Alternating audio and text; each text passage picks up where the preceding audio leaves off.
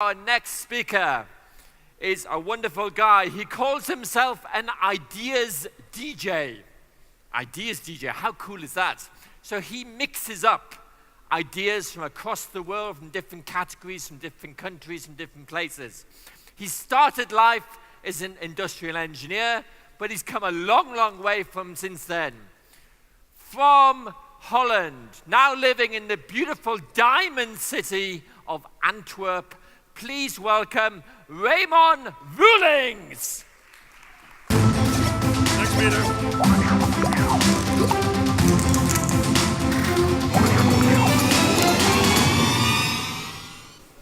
Merhaba. Good afternoon, ladies and gentlemen. My name is Ramon Vullings, and indeed I am from Antwerp. We have diamonds and chocolates. I help organizations and people to look outside the boundaries of their own industry. I do that via keynotes, via projects that we take teams out and to visit other companies, often in non-competitive industries, to learn and bring things back or to export things out. And today I'm going to take you on a short journey to learn about cross-industry innovation. But let me first introduce myself a little bit. This is me and my son, because you can learn a lot from other areas. But believe me, you can actually learn most from the people that are close to you, because they actually observe you. Who of you has children? Okay. Very good. Who of you agrees that your children are a clear mirror in what you do? Yeah, you see, all parents, as soon as you give a right example, they will follow. But believe me, what works even better if you give a wrong example. That works fantastically. That much on mirroring. So I'm a Dutch guy from Holland, living in Antwerp. I've lived in Paris, in Munich, in Hong Kong, and finally settled now for the moment in Antwerp. Diamonds and chocolate. So I'm really happy that Godiva is part of the Yildiz group, Yildiz Holding. So it's, I think, a very tactical acquisition. Now, some food for thought. I've written a few books. I even brought a few. So I need someone to ask me a very good question, make a brilliant remark, and we'll hand out a few of those. And I love to travel.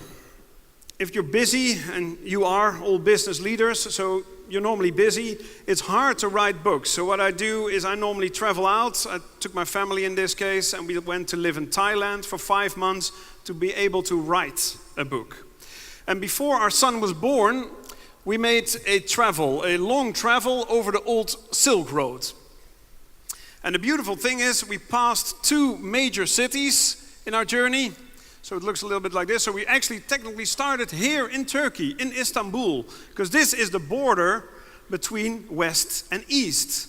And then we went all the way, let me flip back, then we went all the way down via Iran, Turkmenistan, Uzbekistan, Kyrgyzstan, all the way. And the sport was to do as many of these things over land. So try not to take any airplanes.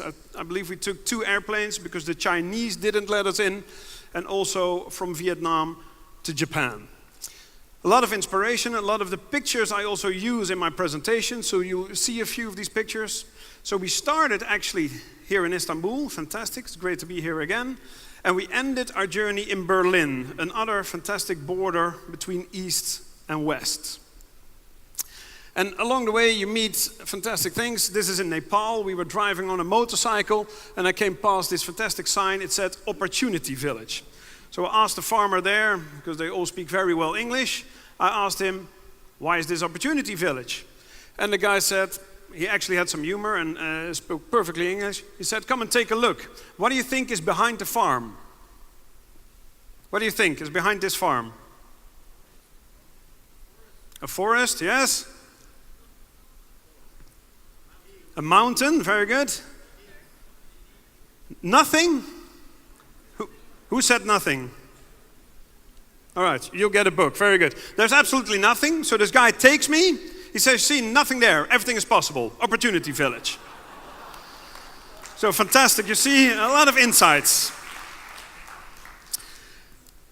Now, I'm my life's journey is about looking for elegant solutions. I look for solutions from one side into another to see what we can learn from that.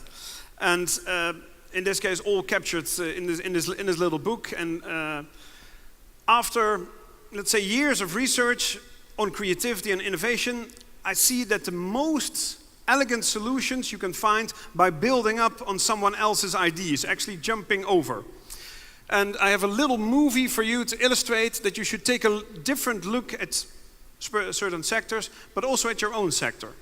I've taken an example from the publishing industry, who's in, let's say, in a bit of commodity battle, and how they are actually being perceived, and how you could also take a look at them. Small movie. This is the end of publishing, and books are dead and boring. No longer can it be said that we like to read. My friends and I, we don't like the way books feel in our hands. It's not true that I don't follow trends. I know what I want when I see it, and packaging is more important than content. I have to tell you, my attention span is too small for big ideas. And it's just not true that I read a lot and I like learning. I don't care. And you should never think I've got to be concerned with environment and sustainability. What I really hope you get is you've got to open your eyes to my values. What's important to me is what Lady Gaga is wearing, and I don't really care all that much what Gandhi did last century. I think it's unbelievable that you're actually listening to us. What's important for you is you'll find customers for your products. You think your job's done if we like your brand. We'll do it for you on Facebook, on our mobiles, me and my friends. Your market is dying. Don't think it's all going to survive. It is the end of the publishing industry as we know it. Unless you reverse how you see me. It is going to survive. Don't think that it's all dying. Your market is me and my friends. On our mobiles, on Facebook, we'll do it for you. If we like your brand, your job's done. You'll think of products for your customers. You'll find what's important for you is that you're actually listening to us. I think it's unbelievable what Gandhi did last century. And I don't really care all that much what Lady Gaga is wearing. What's important to me is you've got to open your eyes to my values. What I really hope you get is I've got to be concerned with environment and sustainability.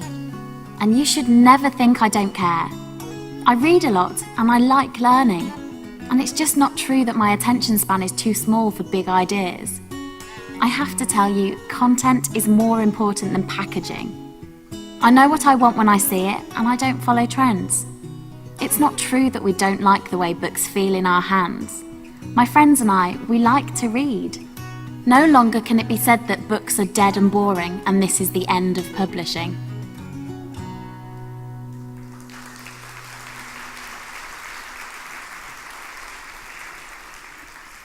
Beautiful movie, elegantly take you one side and then flipping it back up.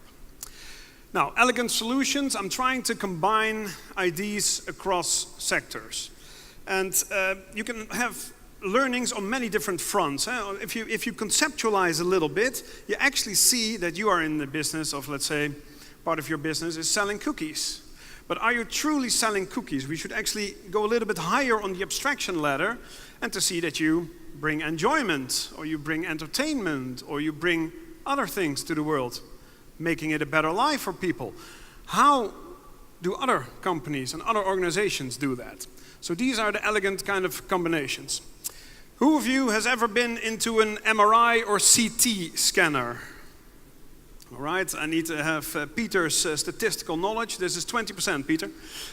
All right, me too. Who of you thought that was a very enjoyable experience? All right, a few of you were relieved that your knee was okay, fantastic. Who of you thinks that children like these things? No one, eh? That's exactly the problem. In this case, it's General Electric. The experience. Now, technically, this is the best thing you can have. Ladies and gentlemen, I'm an engineer, so this is the VT100. It has the highest frame rate, highest resolution, fastest throughput, all great. But it makes no sense if children need to be sedated, so they sleep and they go in and out, because sedating young children is not healthy. So they went to look who is good at experience design. Well, one company that's really good at that is Disney. So they took a cue from Disney to redesign the experience. And it's more than just stickers, ladies and gentlemen. It's the whole storytelling by the radiologist. It's convincing the child that there is a little fish in need, and the whole story, and then, only then, the child is being introduced, and directly an 80% improvement in first-time right pictures. At Yildiz Holding, you have your own KPIs, critical performance indicators. In radiology, it's first time right. The first time you get a picture right, the faster you can serve another patient. Crucial indicator, great example. Now, disruption, ladies and gentlemen, often comes from outside your sector. I work a lot with banks and insurance companies. Who do you think they see as their largest competitor? Insurance companies. Shout, who do you think they see as their largest competitor? The customer? What else? Shout, shout. Yeah, personal excellence, yeah. What else? Regulations. And of course, the Googles and Amazons of this world. What do you think with self-driving cars? Elon Musk did virtually the same thing with Tesla. He guaranteed that if you want to sell your Tesla in a few years, they will buy them back at a certain price. But also self-driving cars, who is now responsible if you are in a self-driving car and this car would hit something? The Googles and Amazons, and most likely also Apple with Project Titan, will probably take up that risk. And also self-driving cars will generate a lot less accidents. So it's an interesting power play at hand. Now, let me give you a few examples. Here you see a candle, a horse and carriage, and a classical British letterbox. What do these three things have in common? They're old, yeah. Yeah, oh, fantastic. They also have in common that they are now totally marginalized, because they've been taken over by their modern counterparts. The candles have been replaced by electric lights and now LED lights. Horse and carriage has been replaced by automobiles and now electrical vehicles. And for sure, post has been replaced by email and now probably WhatsApp and Facebook updates. But this is not the key message, ladies and gentlemen. The key learning from this overview is that none of the candle makers went into producing electric lights. None of the horse and carriage companies, except the Dutch Spijker, went into producing cars. And believe me, the post office certainly did not invent email. And that's a crucial lesson, because you are at the moment market leader, also in sweets and in fantastic cookies and in some other services. But your major competitor might be gearing up from a totally different sector. And before you know it, you'll be surprised from which sector you are invaded. This is a nice one. We just had Easter. It's a nice combination. So there are a lot of surprises. Disruption. Peter's book is called Game Changing. In a moment, we will also have a fantastic talk about cybernetics, how technology invades also our bodies. We see surprises from everywhere. Let me explain you a little bit. You look higher educated, yeah. You're a serious audience, right? Right. If I ask a serious audience a serious question, what do I get? A serious answer. And that's exactly the problem, ladies and gentlemen. Intelligent audience. I ask them to sell more cookies or something. So the relevancy of ideas goes up in the beginning. High relevancy. At a certain point you get tired, you want coffee or something, and then actually the quality of your ideas and the relevancy goes down until you reach sub-zero, so you dive deep, and you need to dive deep, ladies and gentlemen, because normally ID generation sessions are being cut off at this point, where the IDs are no longer relevant. We call that craziness, or in Dutch, Flemish actually, zotheid. And then, only then you can jump out to the next practices.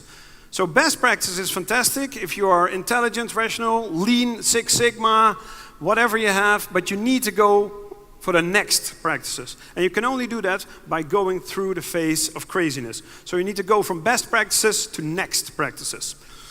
Few examples. This is the Hastigheidslotteriet. It's in Stockholm. Here you have cars driving. It's a little bit different than Istanbul. In Istanbul, the cars are all stopping, but this is a place where cars actually sometimes drive, and sometimes they also drive too fast. Who of you has ever had a speeding ticket on the highway? Good speeding? All right, that's 40%, that's some speeding tickets. Okay. Now, in this case, this was in the inner city, and they wanted to reduce speed. But flashing people and sending an invoice didn't help. So then they came with the Hastigheidslotterie. So they took a cue from the gaming sector, and instead of just flashing the people that sped, they flash everybody. And the people who have the right speed or a lower than needed speed get put into a lottery to win 30% of the money collected from the people who were speeding. Now that is an interesting thing. And also the crucial element that made this thing successful was that it's only 30% of the money. So still the state owns 70% of this money, but 30% is put in a prize pot to give away. Now, a local story, this is in Antwerp. They did something similar. Also, a lot of people park in the wrong places and speed. And it's dangerous, especially in the inner city, because then you can maybe hit children. The key what the police here did is they had a whole campaign having nice kids drawing all kinds of fantastic drawings, and they would ship the invoice to people who had sped, but included a child's drawing in the mailbox. And that got to a major impact in awareness of people. Yes, what is actually from a transaction, I speed so I get a fine, versus I speed, whoa, I'm actually endangering lives. A very elegant way of combining these things, introducing emotion. Back to the cookies. Books and Cookies, this is in Los Angeles, and they have a whole concept in where they combine books and cookies, but they do way more. They're a bookstore for sure, but they're also an enrichment center for parents to play with children and to learn, a learn and play area, and also an event space. So you see these multiple combinations coming together. Now, the key is, where do you get ideas? Where do you get ideas to combine things? In the book, we outline various areas where you can start, from ID competitions to hackathons to your alumni network. And the key is to do it in a bit structured way. So you can go out and look. The key is, where do you start? Now, you can start at other companies, inspiring companies, and Peter Fisk did a fantastic job in running through 100 brands before us. So you can learn from other companies. You can learn from other industries and sectors. You can learn from nature. You can learn from sports. You can learn from extreme engineering, extreme deep sea things. We work a lot with energy companies. Here you have Suez, now called Engie. They had an enormous challenge about getting smaller teams to run power plants, to run solar installations. So where do you learn how small teams work? And we went out, we had contacted NASA to see how the team in the International Space Station is trained and how they work together.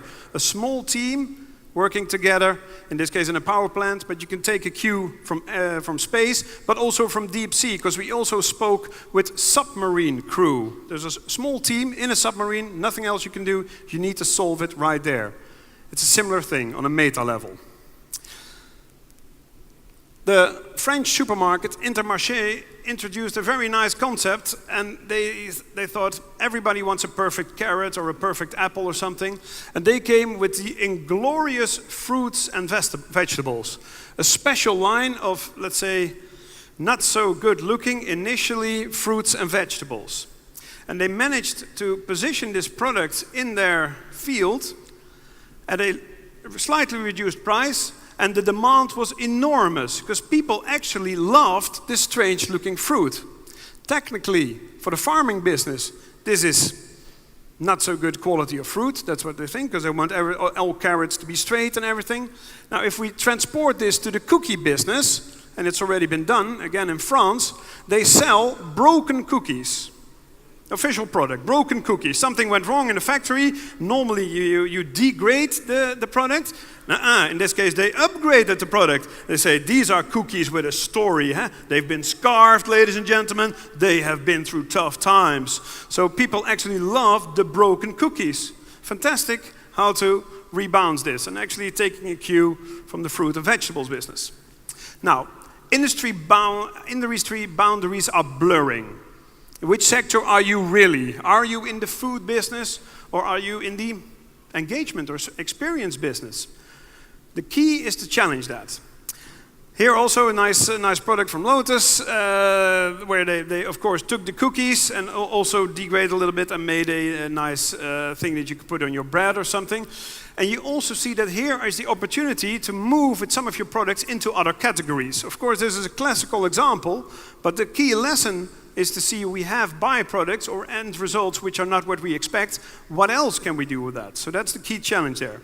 Now, ideas are not so much inventions, they are discoveries. You need to discover them in other areas. Who of you owns a BMW? All right, a few, very good. Who of you owns this kind of knob in your BMW? Yeah, fantastic. This system is called the iDrive, and the iDrive actually took a cue from the gaming sector. So it's a joystick that they converted into the car for easy navigation. And it's way better than a touch screen actually, because if you're driving a touch screen, you will see the car doing like this, while the knob keeps the car a little bit more stable. The restaurant meets airport. You see here a baggage belt, and you see that implemented in a sushi bar. The baggage belt, of course, comes from Henry Ford with the production of cars. But where did Henry Ford get his ID? Anyone? Where did Henry Ford get his ID for the conveyor belt? And that's why it's important to always also work somewhere else before you work at Yildiz or somewhere. Henry Ford used to work in the meat districts where you had the big deers or things coming in, and they would chop them open, take the insides out and push the carcasses of the animals through. And there was a conveyor belt system, a little bit here like the lighting system on top, and he would push them through. And that's where he got the idea like, hey, if I turn this around and I put an engine to it, we have an automated flow. And that's how you see how technologies are jumping from sector to sector. Another example here is the baby pram, the McLaren baby pram. Everybody who's a parent knows how these things work and how you can fold them up and take them along. And it's actually been inspired by Owen McLaren, who was a Spitfire engineer in the Second World War, and his specialty was retractable landing gear. And he used that technology to inspire baby prams. So there's, on a technology level, there's a lot of leverage already. Now, cross-industry innovation is the ability to transfer approaches and making analogies across your borders of your domain. And these domains can be very, very wide. You can do that on your core product and services, but you can also do that on your processes and on your business models. So how could you maybe go for a leasing business model for cookies? And you think, how can I lease cookies? But there are different ways on how you can monetize your value. You can do cross-industry innovation on strategy, and finally also on culture. And today is a fantastic day at the Inno Day that we're actually learning from each other, learning from new techniques that make a jump over to your specific sector. The model is a three-step approach. First, you need to conceptualize which business you are in.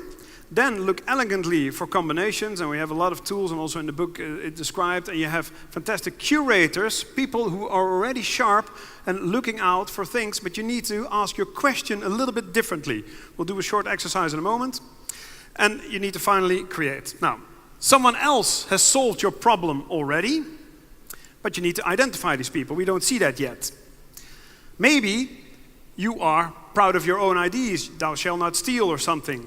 And we think we have already experienced something. We don't want to trouble fact-finding, we rather do ID finding.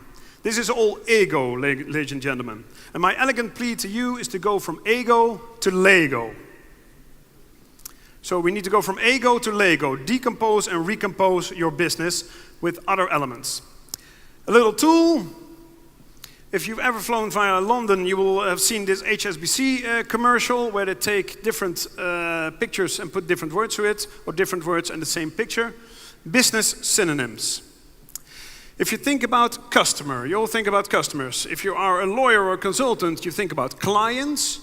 Schooling and universities think about students. Hospital thinks about patients. But you can stretch that all the way: customer, client, student, patient, shopper, buyer, purchaser, end users, blah, blah, blah. If you take this concept and you jump from area to area, you actually leave the context that you're in and you see similar processes in other areas. You can do that on customer, you can do that on service. And some people clearly have a different expectation on service. Some people have a customer journey, yes, I want fast service. You can do that on supply chain, you can do that on so many different areas.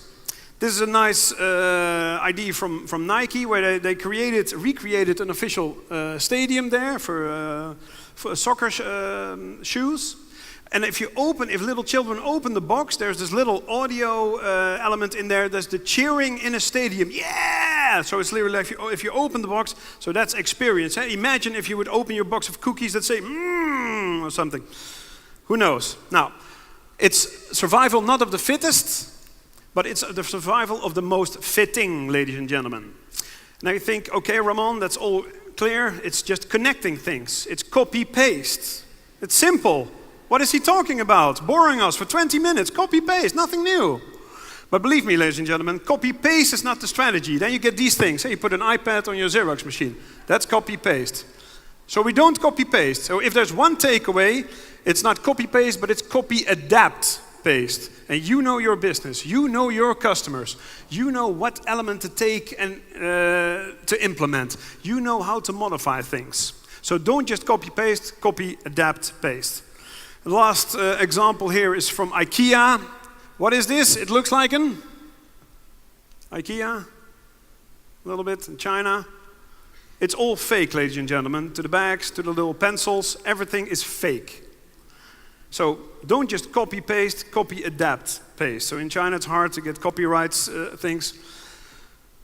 Hall & Partners is in the UK, and what they do is they take people in their taxi for free. Next time you go in London, take the blue cab, because you're actually taken free from point A to B without having to pay for it, because you pay with information. The person driving this car is a qualified market researcher interviewing the people as he drives. A very smart combination, and take away the frustration of being interviewed into the reality. So you can learn from your own customers. Here, customers influences the tastes of things. And one last thing, Meshu. You have a lot of data, customer data. How do you use that? Well, Meshu uses your location data. In this case, I've entered a few cities where I've been not so long ago, and they make jewelry out of location data. So it's a unique, personalized item. So they make fantastic earrings and things. So I did the same thing. I had some location data available, and I converted that into a Meshu. And then I thought, I'm really the hip guy over Christmas with my wife. So I ordered it, but unfortunately it arrived about 4 weeks later. So end of January, finally I could surprise my wife with her own personalized Meshu, using location data to plan, in this case, a route. But imagine what you could do with location data. This is cookies. They use QR codes. People can bake their own cookies and put a personalized message in there. And then the QR codes on edible paper. Imagine if you would do the same thing for your cookies, and then having people go on a website, register themselves, claiming these QR codes. So per box you would have different ones, and then you could send personalized messages to your friends and things. A fantastic way to capture customer data. So it's never too late, just be better. Google was late to search. Facebook was late to social networking, and Apple was probably the latest company to come out with an MP3 player. The key learning is that it's never too late. You just need to be better. Think about your solutions and implement them. So don't copy-paste, copy-adapt-paste. And to conclude, ladies and gentlemen, 3 main lessons. Most disruption comes from outside your sector. You need to go from best next practices, and your industry lines are clearly blurring. Ideas are discoveries. Someone else has already solved your problem, and you need to go from ego to Lego. learning from curators. And the last thing is it's survival of the most fitting, not the fittest. So don't copy paste, copy adapt paste. You're never too late, just be better. And with this, one last quote, don't think outside the box, think outside your industry. Thank you very much.